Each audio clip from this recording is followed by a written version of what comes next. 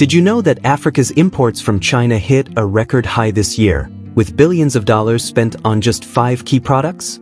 These are not random imports. They tell a powerful story about Africa's growth, needs, and future. China has become Africa's largest trading partner, sending over $122 billion worth of goods to the continent in 2025 alone. The biggest buyers?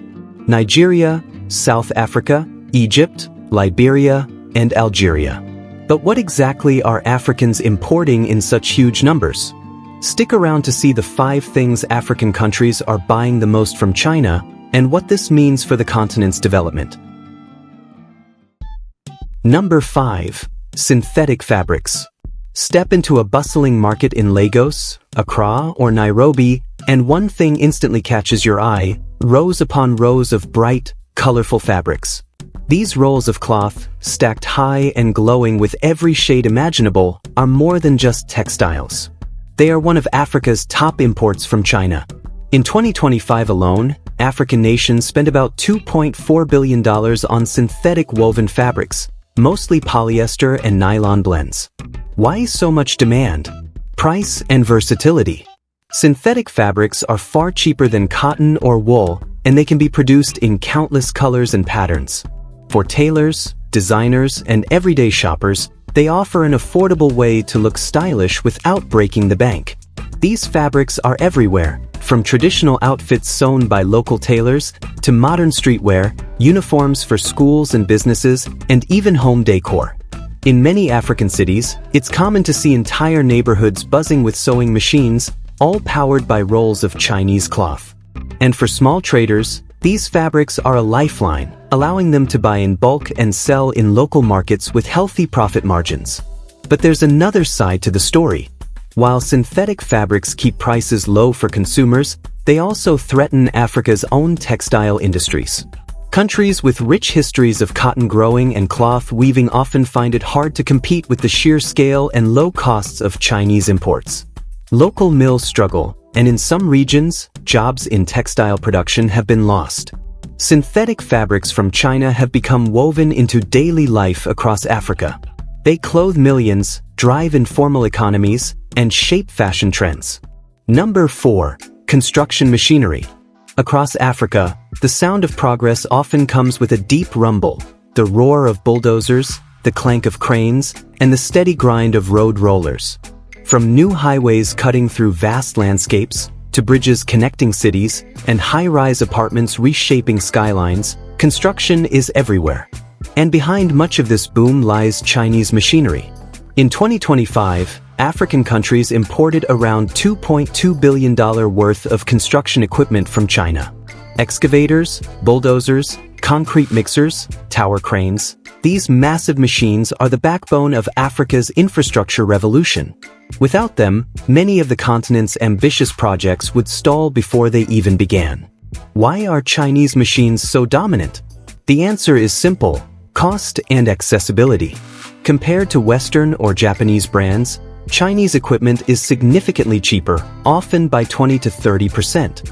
Financing is easier too, with Chinese lenders and suppliers offering flexible credit terms that make purchases more attractive for African contractors and governments. For countries working with tight budgets but big dreams, this is a game changer. Take Nigeria's expressway projects, Kenya's expanding road network, or Ethiopia's industrial parks. All rely heavily on imported Chinese machinery. These machines accelerate timelines, reduce costs, and make it possible to transform infrastructure at a pace previously unimaginable. While the imports fuel Africa's growth, they also highlight a missed opportunity: local manufacturing. Very few of these machines are made or even assembled in Africa, which means billions flow out of the continent every year. Local industries remain underdeveloped, and jobs in heavy machinery production stay overseas. Every new bridge, every fresh kilometer of road, every housing estate that rises owes a debt to these machines. For Africa's growing cities and booming populations, they are not just imports, they are tools shaping the future. Number 3. Passenger cars and auto parts. Drive through the streets of Lagos, Johannesburg, or Cairo, and you'll notice something new on the roads: sleek Chinese-branded cars parked in showrooms, taxis, and even government fleets. In recent years, China has become a major supplier of vehicles and auto parts to Africa, reshaping how millions move every day. The numbers are striking. In 2025, passenger car and auto part imports from China surged past $5 billion, making them one of Africa's fastest-growing imports. Nigeria, South Africa, and Egypt lead the way, accounting for the bulk of purchases. From compact sedans to SUVs and buses, Chinese vehicles are flooding the market. Price is the biggest factor. Chinese cars often cost 20 to 40% less than their European or Japanese rivals. On top of that, used cars exported from China are finding eager buyers in Africa's expanding urban centers, where affordable mobility is in high demand. Spare parts, batteries, and electrical components also arrive in bulk, feeding Africa's vast network of mechanics and car traders. This trend has clear upsides. Affordable vehicles mean more families can own cars, more ride-hailing drivers can start businesses, and more transport fleets can expand. Accessibility improves, and the ripple effect supports jobs in sales, servicing, and repairs. But there's also a downside. Africa's own automobile assembly plants, from South Africa to Nigeria and Kenya, face intense pressure. Local factories struggle to compete with the flood of cheaper imports, threatening jobs and slowing down the growth of homegrown auto industries. Still, there's no denying the impact. Every new dealership opening, every spare part shop, and every affordable car on the road tells the same story. China has become a key driver of Africa's mobility. The real question is whether Africa can balance imports with building its own strong auto manufacturing base. Number 2. Steel and iron components. Look closely at Africa's skylines, the bridges stretching across rivers, the high-rise buildings climbing into the sky, and the scaffolding surrounding mega-projects. At the heart of all this transformation is one essential material, steel. And much of it is coming straight from China. In 2025, African imports of Chinese steel and iron components jumped an impressive 43%, making this one of the fastest-growing categories of imports. From rebar and beams to prefabricated structures and scaffolding, these products are the backbone of Africa's construction boom. Take Nigeria as an example. With rapid urban expansion and massive infrastructure projects, demand for steel is soaring. Chinese imports fill that gap, keeping costs lower and projects moving faster. Across the continent, ports, airports, office towers, and industrial plants are being built with Chinese steel. The appeal is clear. Chinese suppliers can produce steel at enormous scale and competitive prices, offering African contractors reliable supply for even the largest projects. This helps governments and private developers push forward with ambitious plans for housing, transport, and industrial zones. Without it, many mega-projects would be delayed or simply unaffordable. Heavy reliance on imported steel raises questions about dependency. Africa has vast iron ore reserves in countries like Guinea, Liberia, and South Africa, yet much of it is shipped abroad rather than processed locally. That means billions are spent on imports instead of developing strong local steel industries that could create jobs and add value at home. The challenge ahead is finding a balance, using imports to build today, while investing in local capacity to build tomorrow. Number 1. Batteries, transformers, and solar panels. When it comes to imports from China, the fastest-growing category is clear: batteries, transformers, and solar panels.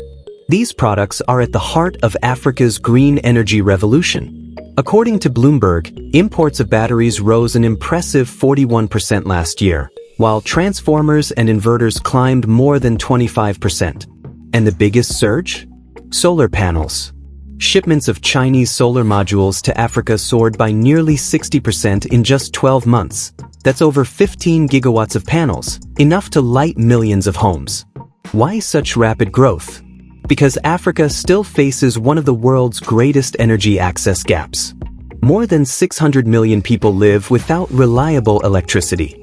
Falling prices for Chinese-made solar panels and batteries, combined with the boom in distributed solar and mini-grids, are helping to close that gap faster than ever before. The opportunities are huge. Affordable solar and storage can power remote villages, strengthen mini-grids, and drive productive uses of electricity, from cold chains that preserve food, to agro-processing that boosts farmer incomes, to clean transport like electric buses. This is not just about lighting homes. It's about powering Africa's next stage of development. But there are also challenges. The market is heavily dependent on imports, which creates risks around supply security, after-sales service, and warranty enforcement. Too often, cheap products flood in without the proper quality control, leaving consumers with unreliable systems.